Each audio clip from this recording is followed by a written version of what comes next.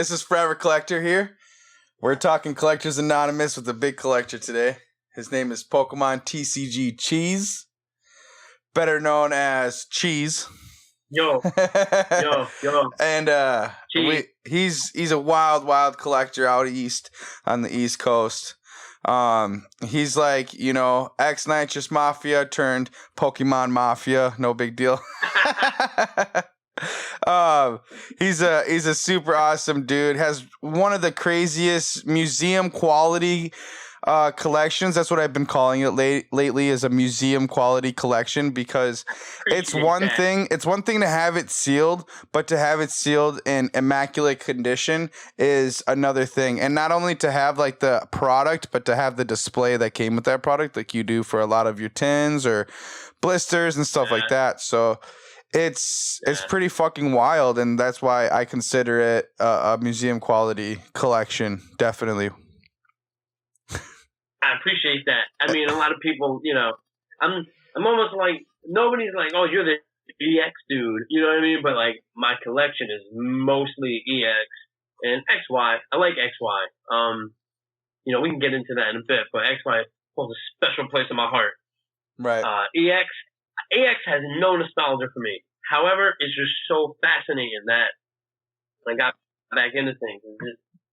These items are insane. You know what I mean? It's nothing like I've ever seen before. I grew up on Wizards of the Coast, so we all know those products. You know what I mean? It's like kind of, I hate, unpopular opinion, but Wizards of the Coast stuff for me is kind of like droll, because it's kind of like, well, I've seen all this already. You know what I mean? Like, I grew up on it, you see it everywhere. Right, so like, in my era of time, it's like everybody had the theme decks, and everybody had base set Charizard and Blast. It was just everywhere.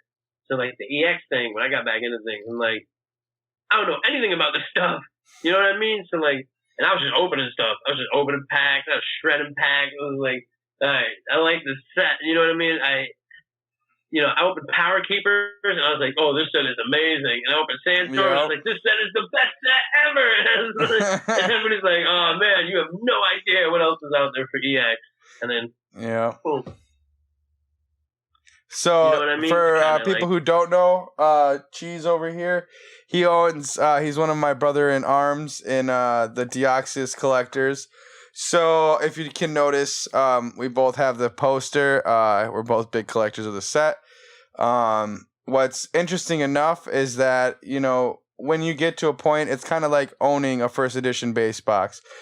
All of us owners know each other. We're all cool with each other. Yeah. It's nice and it's tight, bro. It's really awesome to be able to have that kind of connection with the other owners, and to have something that's so rare, where you can pretty much know every other owner on the planet. And that's wild. Oh man, that's really, really wild. Like a trophy card, you know what I mean? Basically, that's what I like to equate it to. And opening my Deoxys box, that was a blessing, to be able to do that. And the only reason why I did do it is because I had two of them. And so, to not have one, but to have two of them, like that's pretty wild, I think. And I'm glad that I just still have one. Like I'm glad I didn't get rid of it, or I didn't get, too antsy in my pantsy and just open it for myself. Cause I've done that before. I opened up an entire Power Keepers box to the face, bro. Pulled the holo and reverse holo Charizard, pulled the Flareon Gold Star, Salamence EX, dude. Oh, it was just wild box. Nice. It was a fucking wild box. Absolutely. Every pack. Open every pack. Every good thing. Yep. So we we have like 45 out of 100, I think 110 cards, I think it is. I can't remember. For the set. Wow. NPSA 10. Yep. Ooh. And then the Jolteon Gold Star, I actually have that as a gold label BGS 10. Not a PSA 10. Ooh. So it's still a 10. I like Jolteon. It's above a 10, It's like a 10.5. Well, that's what I mean. It's kind of like a lot of people do the higher end cards at BGS. Kind of those higher like labels kind of mean more. Yes. Like I love PSA. I always use PSA. Everybody bashes PSA, including myself, because realistically, it's like, man, I sent you my card 7 months ago. Yep. I get it. You know what I mean? It's just kind of like anxiety of a collector. It's like, well, these very valuable things, I have no idea where they are. Not only valuable, but sentimental, and you have no idea where they are. Exactly. So I could see why the BGS label holds more weight when it comes to like higher end stuff, Charizard. Yep. You know, a lot of like people have been doing a lot of EX cards with BGS now. Yep. I've seen a lot of Black Label, Celebi EX, Lugia EX, you know, all those heavy hitters. Yep. So I can see people shifting already. You know what I mean? It's kind of like people want to upgrade their 10. They're like, I'd rather just have the BGS 10. Mm-hmm. Which, to me, it was always the opposite. You know what I mean? It was always like, nah, man, I want my PSA 10. I don't want my BGS, whatever, 9.5. Right. So it's interesting to see that shift right now. And I don't know if it's because PSA's taking a while. I don't know how BGS is. I've never used them. I think BGS is like just as bad on their bulk rate right now, in terms of turnaround. Can't win. But luckily they're in Texas, so they didn't have to face as much legislation for COVID and stuff and shutdowns and all of that. In California, they're really, really strict over there, so that PSA literally had to shut down per the fucking governor's order, and that's out of their control. So like, you know, nobody can be upset with PSA. The fucking government came in and said you have to shut down and stop business right now. I don't give a fuck how millions of dollars you make a year. I don't give a shit. Shut it down. And everybody shut down for 3 weeks or 2 weeks or whatever it was. And I mean how much that little window was and how much of a backlog it caused for them is astronomical. I mean, they were already not, you know, running at, you know, optimum speed. Bulk subs were taking a little bit more than usual, 3 months, and 3-4 months was supposed to be like 2 months or something. And but when it got to that point, dude, it got so fucking out of control. You saw how quickly I don't know, somebody my friend Chris, he told me on last podcast that they're at like 7 million cards backed up at PSA. Woo! 7 million cards backed up. And so like it's crazy because I've sent subs out, I've gotten subs back in that time period, and I'm sending express. You know, I just pay the extra fucking $50 and say fuck it, and get my cards back in a decent amount of time instead of, you know, fuck around and playing, you know, backyard boogie. Like, who wants to just sit there and do all that every day? Like, I want to know where my shit is. You know, even that it's still a wait, but I just want to get my shit done and get it back, you know? Like, I will always pay the extra $1 for that convenience and that turnaround time. And that's just me. I'm not saying that everybody should. It's definitely not cost effective. I'll tell you that right now. It's time effective, and that's about it. It's comfort effective, you know, like I feel good.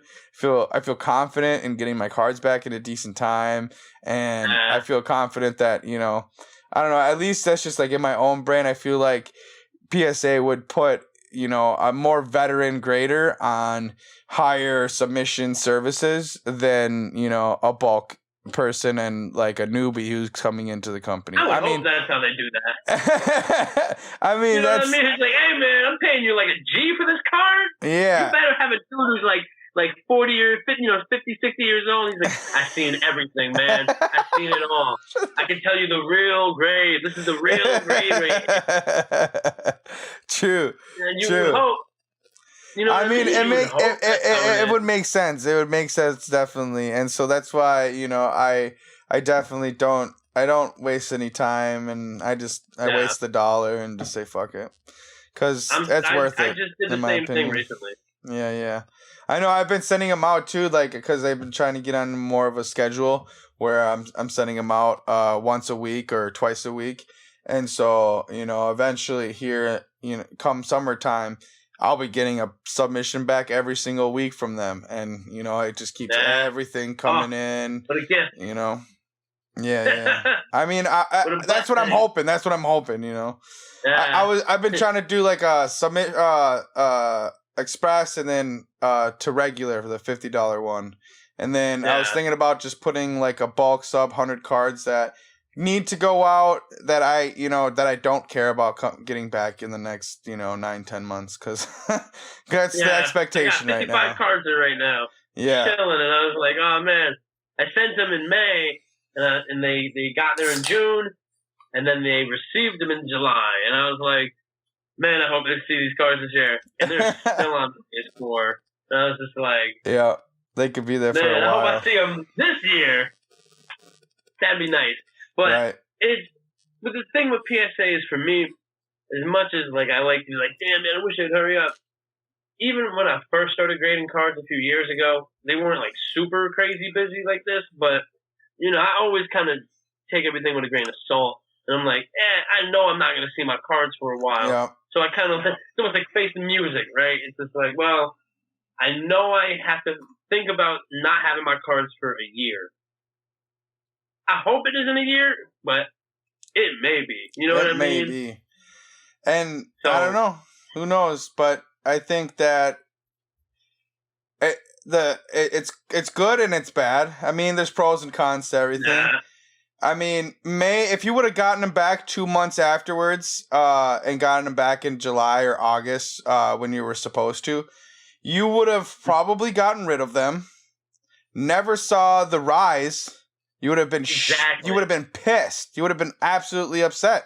Exactly. And so I think that's that's just me trying to be an optimist about it. That the continued rise in value in this stuff is pretty consistent, especially in the last 5 years. So you're gonna see a lot more of that, I think, this year. And so them coming back in a year, I mean, shit, man, you would make a couple of X, at least a couple of X what you would have, and so that's nice. That's part of it. That's nice. Yeah, exactly. It's nice. It's part of the experience where, like, well, you're a collector, so realistically, you should want to hold on to this stuff longer. People got to make their money, but I mean, you spend $10,000 on a sub, like, how are you supposed to get that money back? You're supposed to just eat that? No, most people, they take what they want and put it into their collection and sell everything else that they don't. I mean, it's basic. It's not. I think it's a good thing, to be honest. Yeah. It's a good thing too, where you have people that are like, damn, I really got to sell these cards, and then like people, I noticed that with the influx of new collectors, there's a lot of people that are trying to just kind of like, I don't want to say make a quick buck, but they're trying to grade the cards, trying to make some money, trying to buy more stuff. They're trying to make their thing work. So those people are more inclined, in what I've seen on like online and stuff, is they're more like, damn, I got to get these cards back and sell them. But then they don't know how much value their cards are going to gain. So they see that thinking, oh, I hope I was going to get it this day. It's worth this amount of money. 2 months later, oh man, I haven't had my cards yet. Where are my cards at? Oh, that card I was going to sell for $100 is now worth $300. Yep. And ideally, that kind of gets get your mind working, especially for a new collector. Like, hey man, you can keep these, or you can sell whatever you want, but you can keep some of this. It'll gain value. And that's what I think a lot of issues is with a lot of new collectors, is that they're overextending themselves. They're coming in and they're spending $1,000, expecting it to turn into $5,000, and that's just nothing should work like that. And because some people have seen some type of numbers like that in Pokemon doesn't make that a reality. That makes that an anomaly in my opinion, and for the most part, for the most part, but the other part is these people held on to it to see that rise, just because it happened a little bit shorter than you would have imagined. That Deoxys box I bought 2 years ago, not a year ago, or it'll be coming up on 3 years actually. It'll be coming up in August of this year. It'll be 3 years.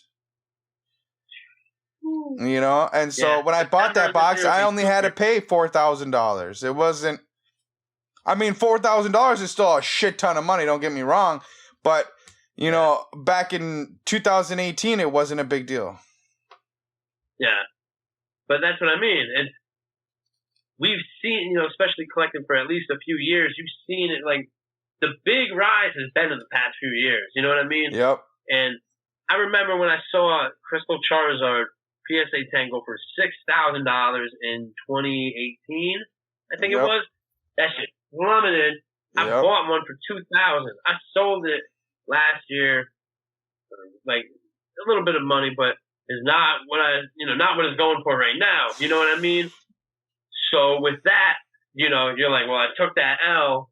I mean, you still make your money. So for me, you're still making money. You're still making money. What I mean. So I mean, I grew up not making a lot of money. And, you know, I grew up in a poor household. Me too. For me to make $1,000 on something, or even like a few $100, I'm like, that's a lot of money. Yep. I know in the long scheme of things with Pokemon that isn't a lot of money when you're talking about certain shit, but that's what you're talking about. So for me making my money and then buying a new thing, making my money buying a new thing, it's worked out for me, and I haven't really cared about like money profit. I just want to get more stuff. You know what I mean? Like, I want to build my collection. That's it. And I just eventually things get open. You know what I mean? Like in time, my goal for a lot of Pokemon stuff, especially some of my EX stuff, is to open it one day with my daughter. You know what I mean? Like I want her we talked about that before, actually.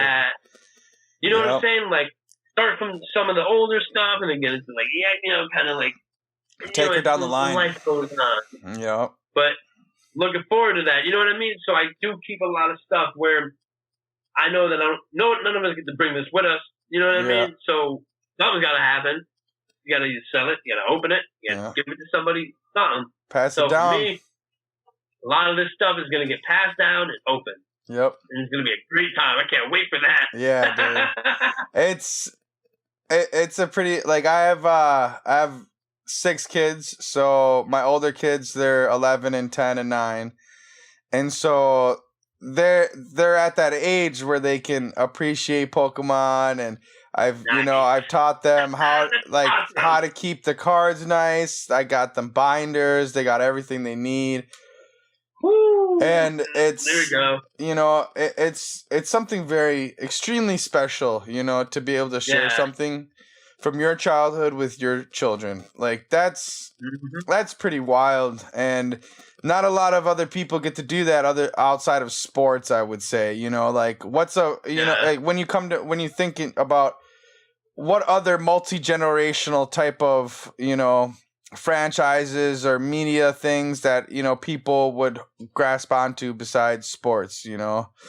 I can't really think of a lot of other things that's straight multi-generational, you know. And so, you know, maybe circuses and amusement parks. I don't know. Every generation likes that, you know. What I mean? Disney is that thing for me. Yep. People go crazy. You know what I mean? Everybody's like, look, I got Pokemon tattoos. Yeah. You know what I mean? Like, people get Disney is the other entity. You know what I mean? But even then, I feel like Disney's one of the only exceptions because it's adults can like it, kids can like it, teenagers can like it.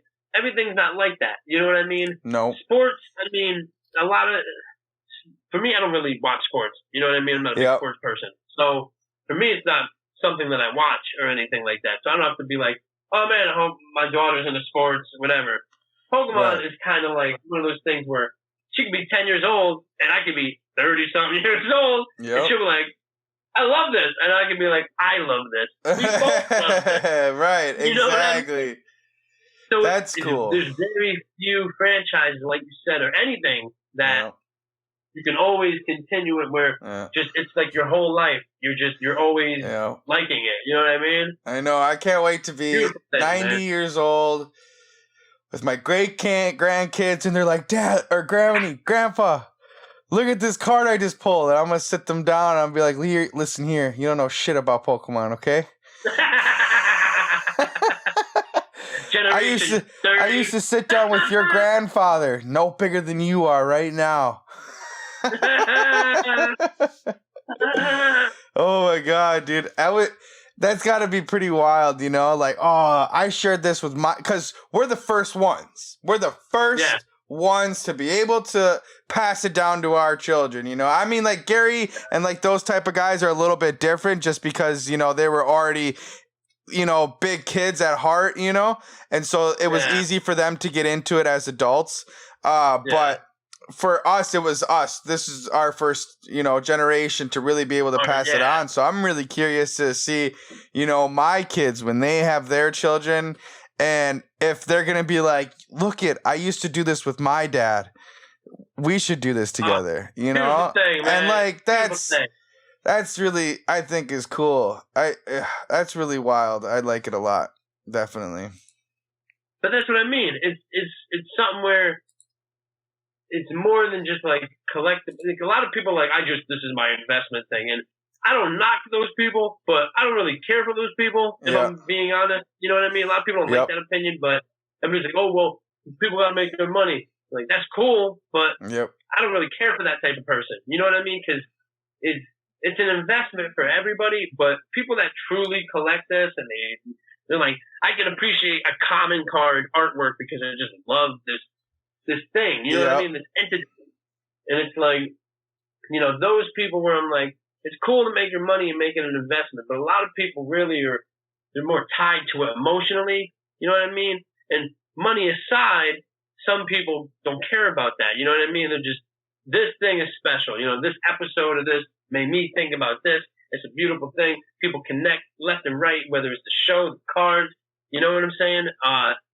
You know, random interactions. You know what I mean? I went to a Walmart one time, and there were like I forgot what it was, some tin. I think it was Hidden Fates. I don't remember. It was around when Hidden Fates came out. But anyways, there weren't many left. The kid came up. He was with his mom or whatever, and she's like, "There's none here." And I had these things in my hand, and I'm like, "All right.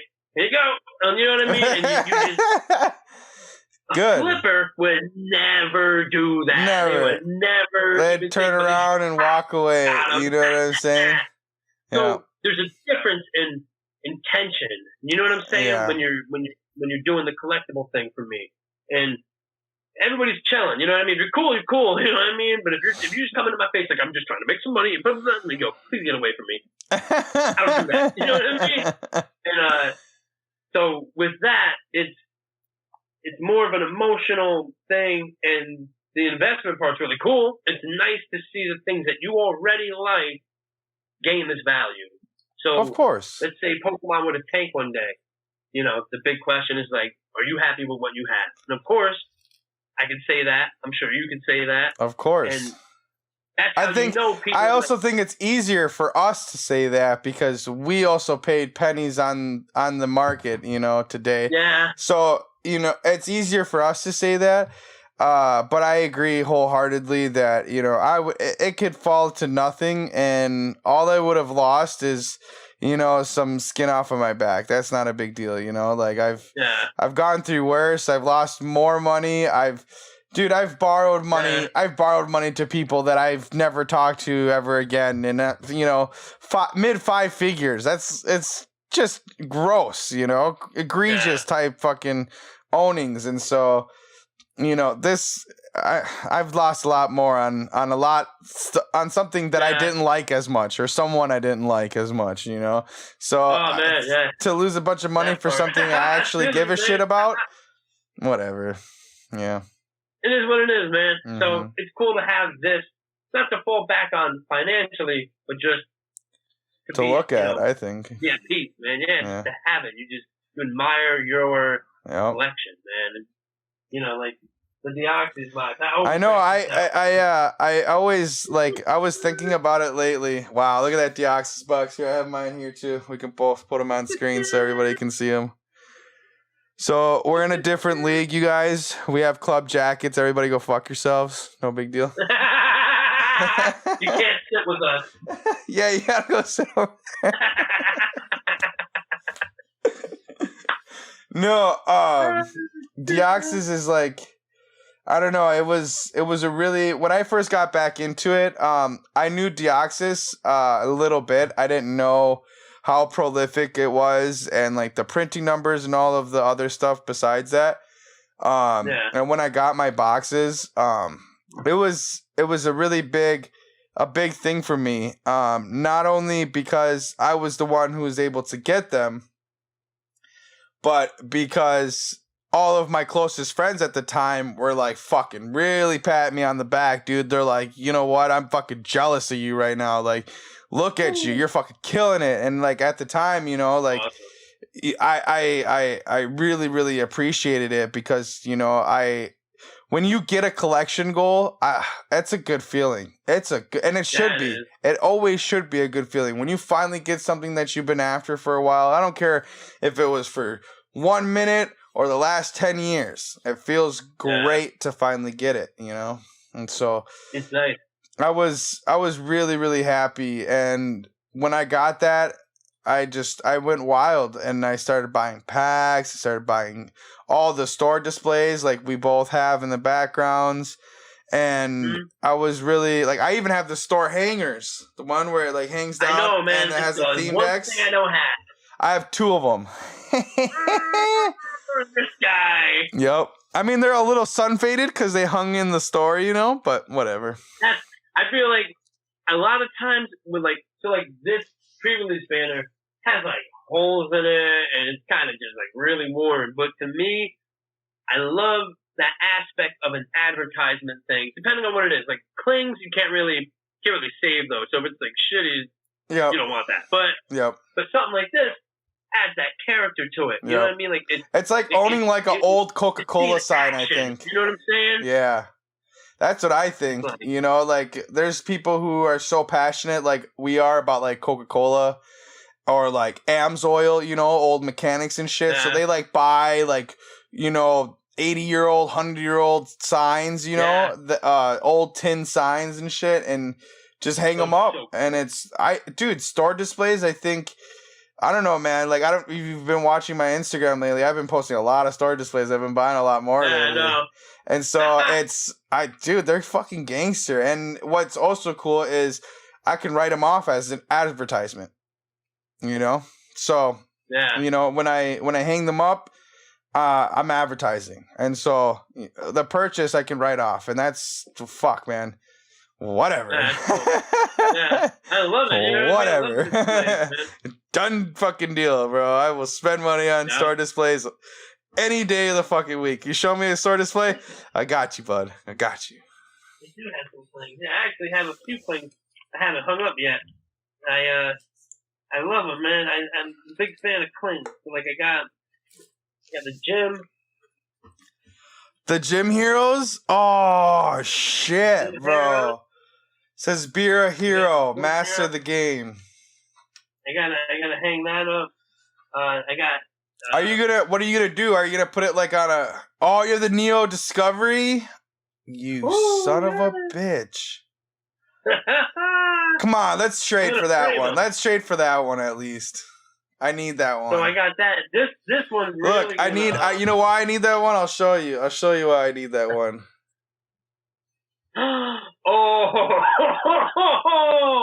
Because I'm Aztec, bro. That's fire.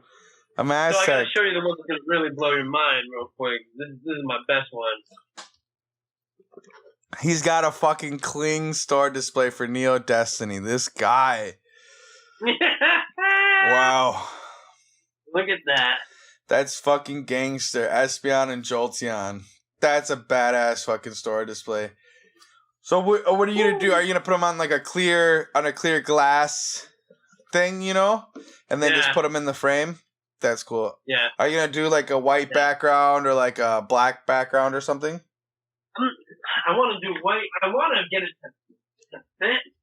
It was just, I like frames where there's not much border. You know what I mean? Right. You know, like a minimal frame. Yeah. Just so that it's more just the cling or the whatever. Right. You know what I mean? Right. Yeah. I agree. So for like a lot of my posters, you know, I like my Deoxys poster. You can kind of see up there. Right. You know, I like the very small border. You know what I mean?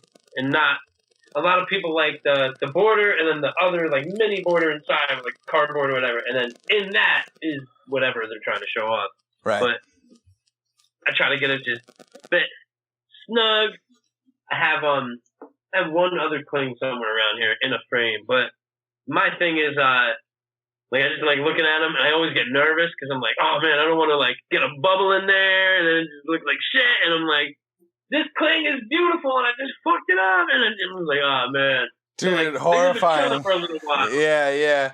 Eventually, I feel like we're gonna see, restorations of some shit like this, and like, you're gonna see like all those dudes that be like restoring Mona Lisas and shit, like restoring like old Pokemon theme decks or displays. That'd be so fucking crazy. Or like, like 1,000 years from now or 2,000 years from now, like, we're coming back to Earth and we find like the last sealed box ever. The real ancient, the real unknown. You know what I mean? Yeah, dude. And they're like, what the hell is going on here? And they're like, it's Pokemon. Like, oh shit, I didn't expect that. If like, Pokemon doesn't survive that long, they're going to be like, what the fuck? If it does and people know what it is, they're going to fucking treat it as just finding like the lost Ark of the Covenant. Dude, I'm telling you, man. So Pokemon is going to be around for a while. So my thing is, a lot of people are like, well, when Pokemon dies out next year or whatever. So it's like, well, we just started Sword and Shield and it's the 25th anniversary. Pokemon's going to go to the 30th, and they're not going to stop right before the 30th anniversary. They're gonna stretch it out. They're gonna do some crazy. Well, they would have to go bankrupt in order to fucking not continue on, And they almost did. I mean, they almost did when right before Pokemon Go came out. Right before Pokemon Go came out, they were really close, I think. And then once Pokemon Go came out, they were like making tons of fucking money on sales of all their merchandise. Because believe it or not, the fucking trading cards ain't even the bread and butter. The plushies, the t-shirts, all their merchandise makes way, way more money than the cards will ever make. I think it's about double what the fucking merch makes to the trading card game. Yeah. So once Pokemon Go came out, they saw sales surge like 2,000% and shit, man. And so they were like, "Holy shit, we're doing a 20-year anniversary. We're XY Evolutions, let's go," And so the following year, what did they do? They partnered with Niantic, and now Niantic's valued at over $1 billion by themselves. Like crazy. Yeah. Woo! Good for them. Because Pokemon Go, I remember that shit. Yeah, man. Pokemon, and it's still a huge thing. My wife and my kids, they love that game. They love it, and they're continuing. Well, like what they did is like they to keep the interest rolling in, they kept rolling out more features. You could battle your friends, you could do all kinds of shit, and then last year when COVID really got serious and everything started shutting down, they like released a whole new bunch of features. You could like go to any Pokestop that you can seed. You didn't have to be within a certain amount of feet of it. You could go to any gym. You could see all kinds of shit. You can do raids now, which is really cool. Yeah, and you can do raids all around the world, and like there's so much cool stuff in Pokemon Go that is really, really awesome. And I think this year is really gonna prove. It's gonna prove how many people the franchise can bring in terms of new people, not the same people. And I was looking at a list. They're partnering with fucking General Mills. They're partnering with Levi's. They're partnering with Gucci. They're partnering with Katy Perry. Fucking dude. Fucking Pokemon is about to be on fucking everything. Okay. Literally fucking everything else, dude. And so that's I don't doubt in my mind for a second that Pokemon's dying out in terms of like popularity and and franchise, media franchise and stuff. And all I want them to do is, because what they did last time, I think, was what hurt them, is like they spent so much money printing and making stuff that didn't sell, and they made movies, and that movies cost a fuck ton of money to make, a fuck ton. Yeah. And to make them well, especially in this day and age now. And so it was a really, really expensive time for them in trying to keep the brand expanding, you know, instead of just keeping the core, you know, media the same and trying to keep those people interested. They were constantly trying to bring new people in, you know. And it was interesting to see where they are now, because I think they're kind of like not trying to do that again. You saw that they made like the movie, but it wasn't a crazy out of the world budget movie. It wasn't a crazy out of the world premiere, you know what I'm saying, and all that. Yeah. The Detective Pikachu movie, there was a lot of good money they made from that, because that one, when it released in the theaters, it was really popular. And there was what the hell was it? It was the first live action Pokemon, so it brought in a lot of money from all people who were our age and who are probably already into it. And then it brought in a lot of new people who were interested in trying to see this as a live action movie. Yeah, so, and the cool thing about that is all this older generation of people like my age or a little older, but they're like kind of into it. Their kids were really into the Detective Pikachu. Yeah. And then they're like, well, I'm going to go see this movie with my kid, and now I want to go find my cards. And I feel like Detective Pikachu had the same effect Pokemon Go did. I can agree. Yep, I can agree with that for sure. 100%. But around there, you know what I mean? It was really a good thing to bring in the newer era of people and people that haven't seen it in a while. And they're like, oh, finally, they're really doing this. And then people look into it. You know what I mean? You kind of go, oh, what else is out there? Then they see Evolutions, and they're like, oh, that's pretty much base set. I remember that as a kid, and exactly. And back then, it was $100 a fucking box. Fuck it, dude. They were like, I'll fucking rip this to oblivion. I don't give a shit. And I think when that movie came out, you can still find it for $80 a box. So probably that's my thing is that's my thing is Evolutions is people are like, how is it so popular? I'm like, the popularity factor shouldn't be a question. I understand why people are like, why is it gaining value when there's so much of it out there? But in terms of popularity, it's obvious why it's popular. You know what I mean? It's a remake base set. That attracts every type of collector. Every old, new, the casual collector, the dude who's like, yo, this is going to be the biggest investment ever. All those people come into play when you have a remake of a classic, iconic, the most iconic set in Pokemon. Yep. Agreed, 100%. So I get that. You know what I mean? Yeah, and there's a lot of people who, you know, I think are, I don't know what else to call them besides, you know, a bit of a whiner, because you know they want to be upset that Evolutions, and I mean, we're gonna go there and we're gonna say that the supply is fucking massive for Evolutions. There's a lot of big players that a lot of people don't know about in this scene that are, you know, holding extreme amounts of stock. And so there's just people that should be keeping their eye on that and making sure that, you know, the supplies aren't, you know, overnight exponentially growing because somebody's, you know, releasing 100, 200 cases onto the market. But on the other side of that coin, the supply is so fucking, or not the supply, the demand is so exponential right now. It's not even funny. And I was just talking about this with one of my other homies. Is like, I don't know the exact numbers, but what is Pokemon printing at? It can't be 100%. There's no fucking way. There's no way. No state in America has the regulations where the business can go back to 100% capacity fucking working. It's just, this is it. So there's no way. I think, you know, Pokemon in themselves, they're printing a lot lower numbers than they normally would be.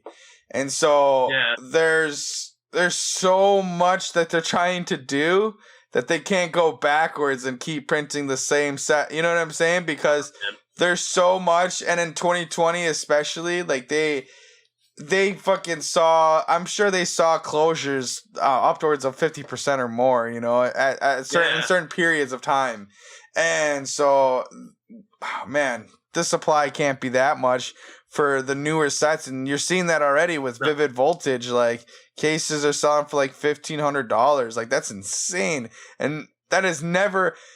Easy. Pokemon has never seen that ever. Has never seen the secondary market, but I will say the Pokemon market has never seen Pokemon not being able to manufacture enough Pokemon to fucking feed the demand. Okay, because they did the fuck out of that with Roaring Skies. Okay, I don't care what anybody says. They saw the demand. And they brought it up. And it was funny because they were trying to do that in 2020. What did they do? They brought back Ultra Prism, a 2-year-old set that hadn't been printed, and to print it again. And why was that? Because they saw the secondary market go to $500, but I think they really bit themselves in the ass because they were like, oh, we can make some extra money if we fucking hurry up and print Ultra Prism and charge more than what we normally would straight out of the manufacturer. And it was stupid because they weren't focusing on printing enough Sword and Shield Darkness Ablaze, or printing enough Champion's Path, or printing enough Vivid Voltage. With them going back and trying to fucking print all this is just sucking up more percentage that they are already lacking to print the new sets. Yeah. So I mean that's a complete opinion. I just want to put that out there for everybody listening. There's no factual, data to back that up. This is purely speculation, and I mean but that's just how I'm calling it, because I that's what I see. Yeah. They should have just been focusing. Right. They should have been focusing on the new sets and printing those and having huge print numbers for those. Because what happened with Champion's Path? Even though that they dropped, 3 products at the same time, the pin boxes, the double V boxes, and the ETBs. They didn't do that with Hidden Fates. What did they do with Hidden Fates? They dropped the pin boxes first. 2 weeks later, they dropped the boxes. 2 weeks later, they dropped the ETBs. You know what I'm saying? Yeah. And it caused a very big disparage in the amount of product that was out on the street. And so with Champion's Path, they printed 3 different products at the same time, and they still sold out. And they still didn't have enough product to put out the next week, and the next week, and the next week, and the next week. And that's where I think they've really been biting themselves in the ass. They should be focusing on just printing the newest sets. They could always come back, and like they did for fucking Ultra Prism 2 years fucking later. 2 years. 2 years. Roaring Skies, wasn't that 2 years later? Yeah, and the fucked up part is they don't even put 2020 on there like they should be. They put 2018 on those Ultra Prism cards. Those cards are fucking printed in 2018. No way. Damn. And that's what's crazy, especially for a collector. You're like, well, you know what I mean? You can be like, oh, well, this is how do I know if this is a reprint or not? You don't. You don't. There's no there's no differentiating factors, dude. Yeah. So that's what I mean. That's a tricky one. Yeah. So I just, that's where I'm at on this whole secondary market going crazy right now over new product. You're seeing unseen demand in times where it's some of the lowest operational, times that you can have. So lots of demand. Just stupid so demand. So much demand. Like, and people don't quite realize that. They thought it died down in November and December and stuff. It's like, just because the market got soft again doesn't mean anything, okay? The market's going to get soft, and I think it should in certain times of every year, okay? Because it just goes with the rest of the way of life. People, they spend Thanksgiving with their families. They go shopping. They spend money on Christmas. They're poor or not poor. They're broke until fucking tax season. Tax season comes. Then what are they doing? They're spending that money. Then summer comes, and then summer the market gets soft again. Because why? Everybody's going on vacations. They're going out and spending time with their family, out at the lake, barbecues, yada yada. Nobody's in school, so everybody's going on drives and road trips and all that jazz. So you're seeing this cycle kind of like weirdly, trick people into thinking that like the secondary market is like all of a sudden on, I don't know, on haywire, and it's not. It's just corrections and healthy traction in the market. It's supposed to go like that, Well, that's just it. People always say like something like, perfect example is booster boxes. I've never seen a booster box go down in value, but what I try to tell people is the exception is, I'm not talking about when we have like, it just goes up, and it's like insane going up, and then it kind of falls back. Like it's 1,000, then it hits 10,000, then it goes down to 8. It's like, well, it did go back a little bit, but that growth is still $7,000, and that's not. Yeah, exactly. And not a lot of people understand that, because a year ago, what was a PSA 9 Charizard selling for? $100, $200, and and right before Logan Paul's thing and the blow up, it was selling for what? $1,600. Yeah. Before that. Not after. Before. After it went to like 6 G's, and then it retraced back down to like 2,500. I think it's at right now. I don't really follow it because I don't own any Charizards in PSA 9. But you're seeing still a 5 times evaluation. Yeah, and that's no matter what. Okay, even though it retraced down back to 2,500, it was $200, $300 maybe a year ago, and now you can't find it for less than 2,000. Exactly. So people always try to use the one, like as soon as something starts losing value. That's like the first time we've really seen that too. Yeah, because I remember buying Charizards for $20. $30, $40, $50. I was buying raw Charizards for less than $100. I didn't give a shit what condition it was. I'm sorry, bud. Know what I mean? It's already a 6 in my mind. $40. But that's just it. It's just people don't realize that this market is still very healthy. People don't like to really, I noticed that a lot of people that don't do it are the people that are still trying to like collect the thing that's hot and like, yo, just chill, don't say anything. And I feel like I see that a lot. And I get like, everybody's kind of like in a jokey way, but people are serious. People are like, yo, please don't say anything. But it's like, this fucking market is bananas right now. Nobody's going to not say anything. People are going to sell their things. They're going to unload here and there. That's always going to happen. It's always going to happen no matter what. Yeah. But the cool thing about now is, especially this year, is we're in an anniversary year. We have no idea what to expect. Yep. There's no like, they're going to do this. Like last year, it's like, well, they're going to do 3 main sets or 4 main sets. They're going to do a special set, and we're going to be, I wonder what those are. This year, it's like anything goes. We have no idea.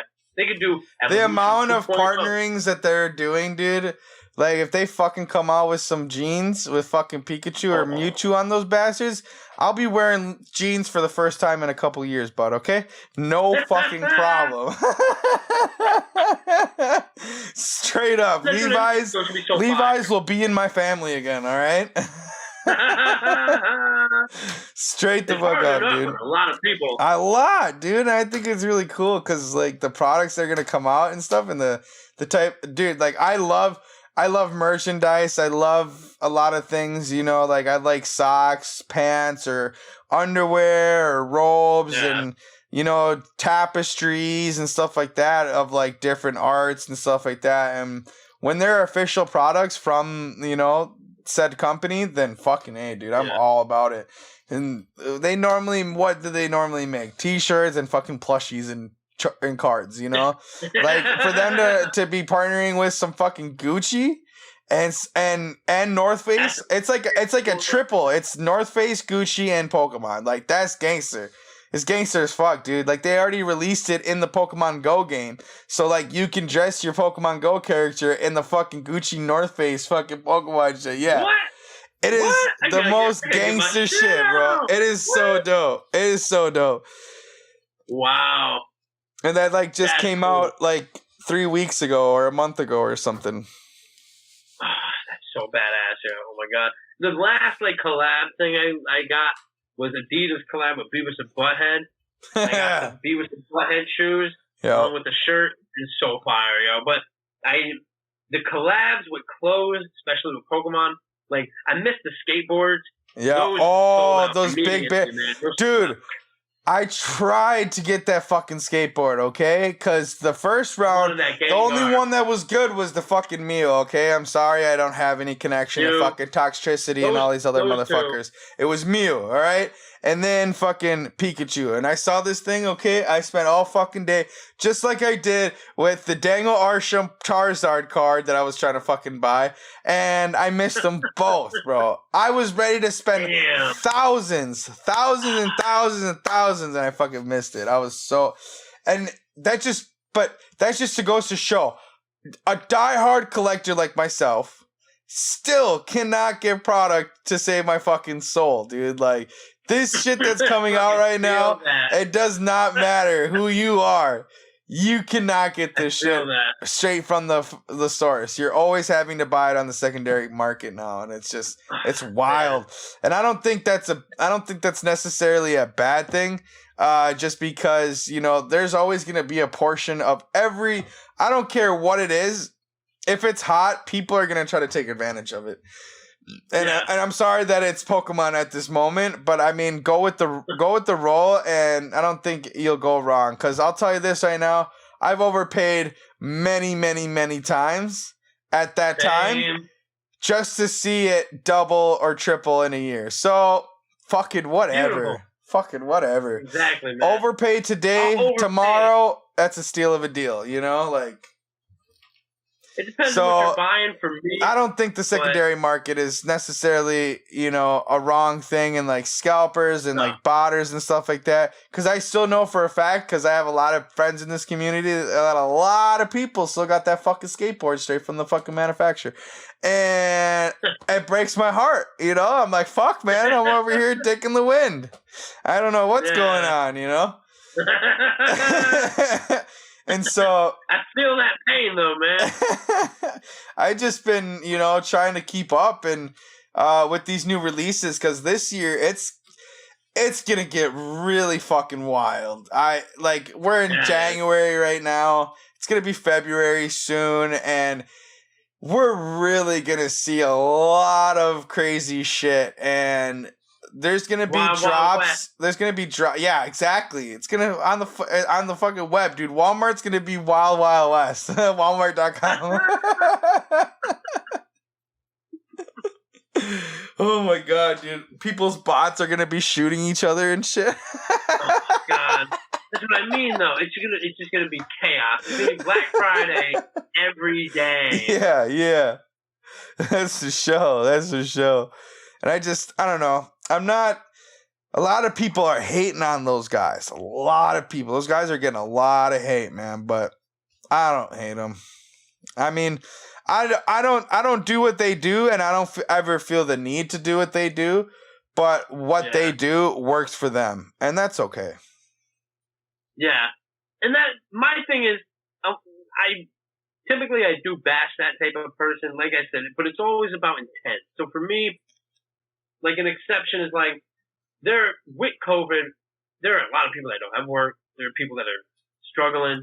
And they need another side hustle. A lot of money. Yeah. But that's what I mean. If they can go and spend $100 and turn it to $200, I think that they should be able to. Exactly. So that's my exception for it, where I don't know these people's lives. I don't know what type of person you're seeing when you see that guy at Walmart or whatever. So that guy could be a guy who's like, well, fuck this. I want to make all this money. Fuck this shit. I don't care about any of these people or whatever. Or it could be a person, I need to make some money. I got to eat. I got bills to pay. I need $100. Maybe I could sell this. And that type of person, do your thing, man. Yeah. I can't knock that. You know what I'm saying? You can't knock. I mean, everybody struggles in different ways, you know, and so it's hard to, I don't want anybody judging me and how hard I had it in my life, you know, like nobody needs to compare. And I feel it. 100%. So I wouldn't like see him and be like, "You're a piece of shit." I wouldn't do that. You know what I mean? But if it depends on how you go about it. You know what I mean? Yep. some people are really assholes about it. They're just kind of like, yeah, I'm taking all this, and there's nothing you can do about it, and just kind of like a dick about it. I'm like, yeah. Well, I could be a dick too, so. Yeah. Then you run into me, guy. Hey man, you're being an asshole right now, and I'm gonna call you out on it. But realistically, I can't knock anybody who does it because I don't know their lives. I don't know that. I don't know what they're doing to make their money. I don't know how badly they need that money, or they just may want to open all that shit. Like, yo, I just really want to open all this. I also can't knock that. So. You don't know. You know what I mean? You don't know anybody that you're seeing there. It's all about intent. Yeah.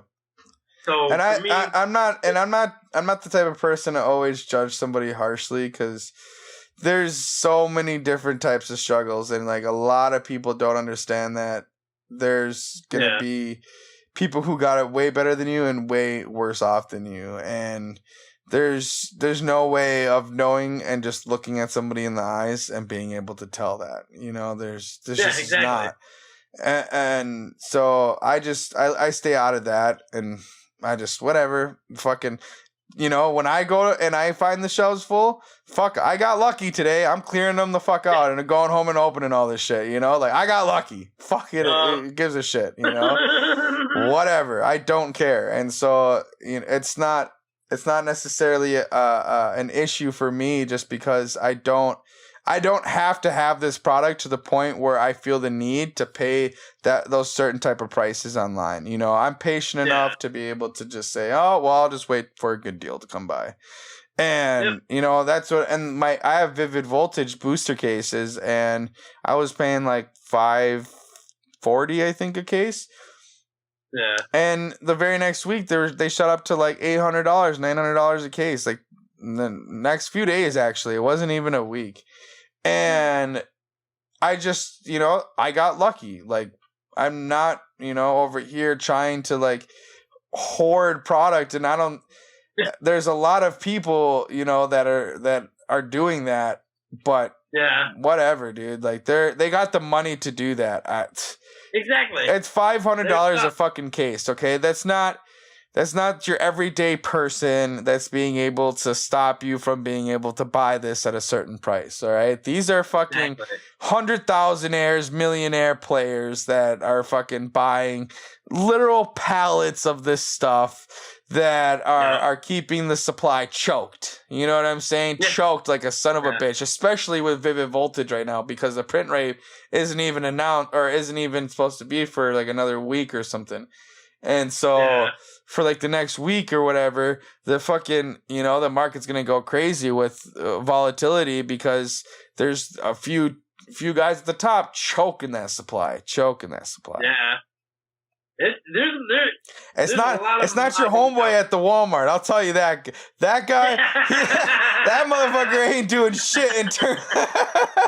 So never hate on that fool. That's not the fucking guy, okay? That's not your man. Your man's at the top. Your man's at the top. That's what I mean. Yeah, exactly. So that's why I really don't even get mad at that, because like there's the more time you spend in this hobby is more knowledge. Whether you like it or not, like I've gained so much knowledge, not even seeking it. You know what I'm saying? Like it's just boom, it's there, done, good deal, next subject. You know, and that's what I'm really thankful for. So the longer time you spend in this community and in this hobby, the more you learn. And the more you learn, the more you tell what's actually going on behind the scenes, who's doing what, and like what's going on, you know. And so there's, you know, I'm not here to like sit here and like talk about all that, you know, because it's frankly none of my fucking business. They're there for a reason, and I'm here for a reason, you know. Like they don't fuck with me, I don't fuck with them. And so, you know, I just do my own thing, and there's a lot of value, I think, to be gained when people start doing that, you know? Yeah. When they start worrying and focusing about themselves, because, like, think about that. Like, the 10, 20 minutes that you spend trying to bash this fucking dude on his post about his price because he went to fucking Walmart and bought him out is honestly 20 minutes wasted from finding a good deal, from fucking selling a product that you don't want anymore, from being able to search for listings and try to find the product that you're bitching about. And there's so many options, you know, and I think the effort and the attention is well better served elsewhere, and there's a lot of people who need to learn that, in my opinion, you know, because the guy at Walmart is not the fucking issue, okay? Just because there's a lot of them does not mean anything, okay? Those Walmarts aren't stocked by Walmart. They're stocked by third-party distributors first off, okay? So if that third-party distributor don't give a fuck about you, that Walmart ain't getting stocked, boyo. I'm sorry. Like, it's from the get-go. It's not, you know, it's not when it's on the shelf. And it's from the get-go. So there are a lot of people who get upset about that. I think it's just really misplaced anger, misplaced rage that they could be spending on bettering themselves as a human being, bettering themselves as a collector, whatever the case may be. And for anybody who's hating on motherfuckers doing that, just chill out. It's a children's game, you know. You're getting too worked up about it, you know, and it's. But what about the kids? What about the kids? I think I'm like, yo, what fucking kid's going to Walmart in their car and spending their work money on a car? Yeah, I get it. The parent will go there, but my thing too is, what a lot of people don't realize is with the new era of kid, they all have tablets, they have iPhones, they have this, they have that. Most parents are just ordering this shit online.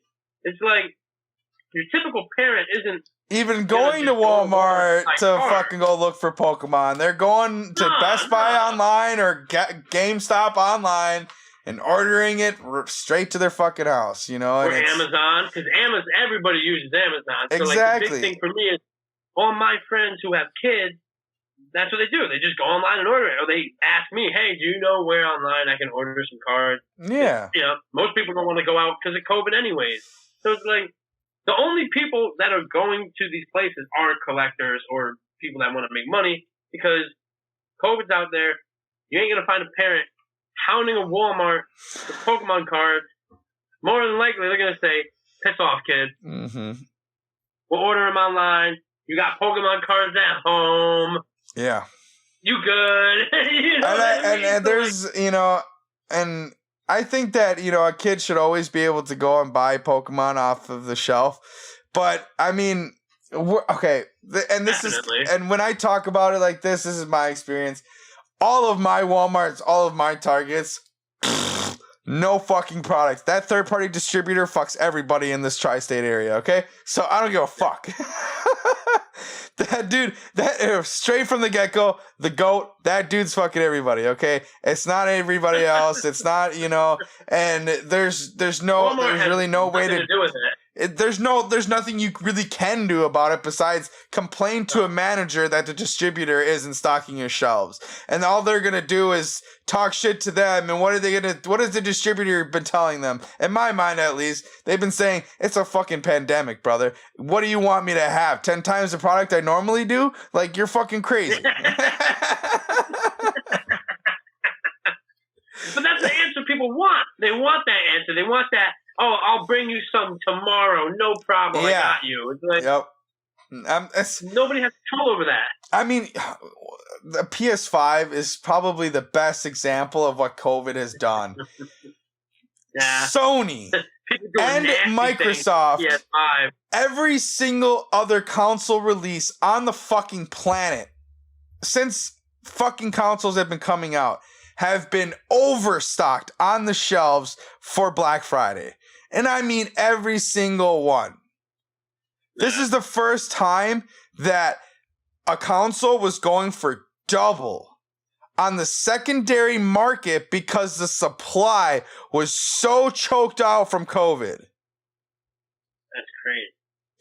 Each GameStop, like in my area, like, I don't know, there's probably in the whole Minnesota or Minneapolis area, there's probably like 10 to 20 GameStops, okay? Ooh. Each one got 1 to 2 consoles. How is anybody supposed to supply? Dude, the drop The drop of PS5. They should have had more supply than they knew what to do with, okay? Because usually they're always fucking. crazy. They usually have supply for the next year, and then they're dropping it. They're dropping it at $100 or $200 the next Black Friday just to get rid of last year's stock. You know what I'm saying? Yeah. Wow. What the hell? That's crazy. I didn't know that. What the hell? Ooh. I was in. You saw my Team Rocket first edition box break, right? I did that in Los Angeles. I went and I bought a PS5 on the secondary market because I couldn't find one. I had to pay $1,000 okay? And then this dude didn't trust me, and so he was like, "Meet me at the Whole Foods in fucking Beverly Hills or whatever." and security was literally watching us do the deal because I don't know if it was crazy. It was crazy, and so that's when I really learned, like, how insane the manufacturer is being impacted by COVID. Yeah. And everything, not just Pokemon, not just Sony, every single manufacturer is getting production. Hit. Yep. It's crazy. That's crazy. Oh my God. So, I mean, I don't hate on anybody with robots. I don't hate on anybody going into a Walmart. Fucking who cares? Yeah. Whatever. Do you and be happy. It is what it is. And that's just the way it is, and until you see, and luckily, PS5s are a little bit more of a, I don't know, permanent thing, so once you buy one, you're not going and buying another one in a fucking month or two. So the supply is going to stay the supply. Yeah. You know what I'm saying? With Pokemon, the supply can be gone. The supply can get choked out by distributors. You know what I'm saying? So there's a lot more going into play with this. When they're constantly producing them, and then there's constantly stock being permanently taken out by one person who's then trying to consume more. You know what I'm saying? There isn't people buying a PlayStation 5 and then another one and then another one for each one room in their fucking house. It's just not the case. I want to see that person. Can you give me one? Can you just let me borrow one? So we got these packs here, folks. I don't know. We have. We usually do a packet opening on this episode, and my boy's got a fucking black and white base set pack and an unleashed Heart Gold Soul Silver booster pack. This is about to get fucking golden, okay? So he's going to open up his packs. We're going to watch him, and then we're going to cut to me, and we're going to open up my packs. So let's see what we got here, baby. So we got black and white. What is that? Zekrom artwork? Yep. Zekrom artwork. So I got these both from the same tin. It was with a Samurai tin. They are unweighed for anybody watching. I don't weigh packs. I don't. Do we know the card trick for black and white? I don't even care. I'm gonna just do two. Okay. I'll do two to be safe. All right. So here we go. Here we go. Plus power. All right. Muna. Yeah, right? Muna. Muna. Light. Yeah. There you go. Perfect. Perfect. Yeah. There you go. Yep. Muna. A Lillipup. Lillipup. There you go. Yes, sir. Tepig. Ooh, Tepig. That's actually decent art. Yeah, I like that. It's very simple, but yeah, it's very simple, but it's cool. I like it. I'm digging that. Yeah. Venipede. Oh, you got a Venipede. Energy Search. Energy Search. Zorua. There you go. We got a lot of good starters in this pack. That's what I mean. Ooh, reverse hollow Pignite. Nice. Here we go. Here we go, baby. Here we go. Oh, non-hollow. Oh, wait. It is a non-hollow, yeah. Dude. Is that the rare? Yeah. Bummer. All right. We got one more pack. One more shot. Behind there. Another boy. Oh, another one. Hey, that's cool. I like it how it's like simple art still, but it's just like a little bit more because he evolved. That's cool. That's cool. All right, so there you go. We got some black and white. This is the good one right here. Yeah, okay, so we're looking for the Prime Gengar, right? Or is it Prime Mew? I can't remember which one. Gengar, Mew, I forget who else is in this one. So I'm going to do 2 from the back. Here we I go, think it's folks. 3, but just in case. Oh my goodness. There you go. Can you see that? Yeah, I can. Alright, cool. So we got Cheerleader's Chair. Yep. We got Metang. That's my boy right there. That's my boy right there. Yeah. That's really badass. Okay. Vulpix. Yeah. Ooh. We got the Pixie Dust. Beautiful. Oh, Natu. where's Leon Hart? Where's he at? Yeah, I know you like this guy. Ooh, that's my homie Jamil's card. I love this card. This is one of my favorite starters of all time. Yep. I love this dude. Oh man. Larvitar. My God. That's a dope card. Look at the art on that. I'm playing Silver again. Nice. And I just caught one finally. Fuck yeah. It took me a while, but I got him. Hey, Tropius. Tropius. Love that dude. Like a little bananas under there. Oh, look at that little Remoraid boy. Oh, okay, Remoraid. Okay. Oh, look at the little Manteens up there. Look at that. That's pretty cool art, man. Hells yeah. That's really cool. Alright, here we go. The rare. Ooh, non-hollow Kingdra. Oh, I thought that was a hollow Kingdra. Look at that. Oh, shit. But look at that thing. Look at the dragon scale right there. That's fucking badass. That's dope. That's dope. So he's about to evolve. I like the vibrant color cards. Polymorph back there chilling. Oh, nice. Hell yeah. I like the vibrant colored cards though, man. I just love these, man. I mean, just look at that. It's like really well drawn. Beautiful. Yeah, buddy. So no hollow, but we good. All right, so we got this pack. Look at this guy. Woohoo! Bringing up the big gun. We got the Diamond and Pearl blister 3-pack, but we got a Crystal Guardians in there as well. I just bought a bunch of these online, so we're gonna test the validity of them. I forgot to wash my hand before we started this podcast, so my nails are a little dirty. Sorry, folks. Don't hate me for it. You good, player? Oh man, that's great. Gold Star incoming. Let's go. Okay, so we're gonna open these 2 diamonds and pearls first. Look at that Garchomp art. That's pretty cool. Ooh. Let's go, man. I forget what cards are in that set. Like what level X cards. Me too. So we have the Zubat. Oh. Lower the card a little. There you go. There we go. Yeah, right there. So Zubat. I'm not doing no card trick. Chikorita. A Teddy Ursa. Oh, I love that clay. Oh, is that a Yukimori? Yeah, buddy. Yeah, it is. She does all of them, right? Sandshrew. Love those. I'm working on a clay set. Unknown. Whoa. And a non-hollow Ariados. Ooh. Pupitar. Oh, Pupitar. Golbat and Gubite. So this one's got like some weird thing on the back. The Diamond and Pearl era, they have the little cardboard backings to them. Yeah, because it's like the 3rd pack in the box or whatever, and it has to go above them, so it's like part of the keep it like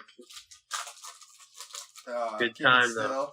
Yeah, it's gonna have some fire in it. So we have some scratching right there on the surface. I don't know if you can see that. Oh, some nice deep scratches. So that's interesting. You can't really see it. We got a Seal, Doduo, Spinarak, Zubat, Murkrow. Oh, okay. I love getting the hollow energies. I don't give a shit. That's a dope. Oh, that's cool. That's dope. That's a dope card. Here, let me try it. There we go. That's dope. And Oh, that's gay. Or not. I'm sorry. I don't mean to say that. That's not.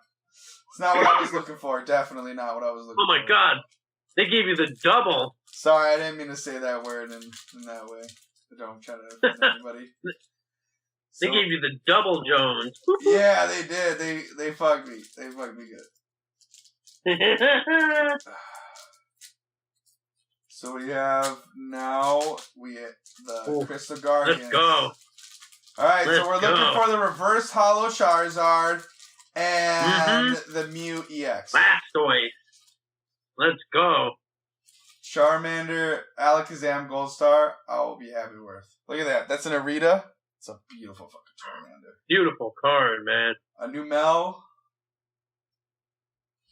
Mudkip. It's alright. Oh, a lot of good cards so far. A Metatite.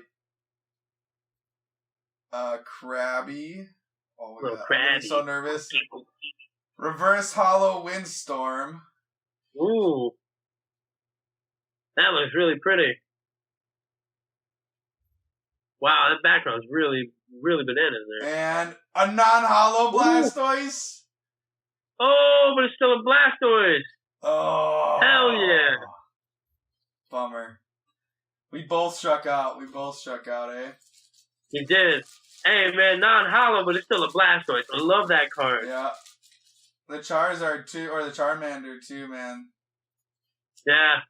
This is a great art. That's a beautiful. I like the yellow, man. I think it works. Yeah. I feel like if they put more yellow in his tail, like his fire, that would have been like really popping right there.